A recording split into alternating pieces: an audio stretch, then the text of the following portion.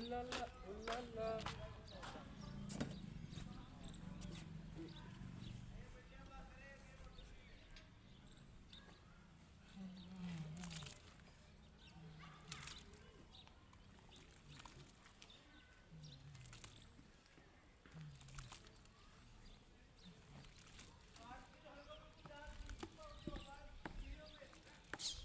तो दोस्तों ये बना रहे हैं हम हमारी गाय भैंस के लिए बाटा।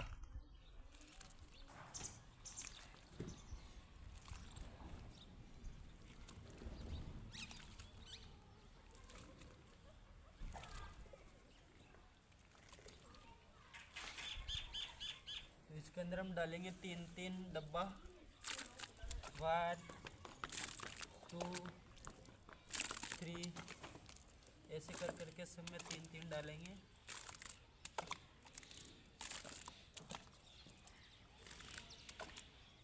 ये एक डब्बा 1 किलो का है, तो ऐसे करके 3-3 किलो माल खिलाते हैं हम।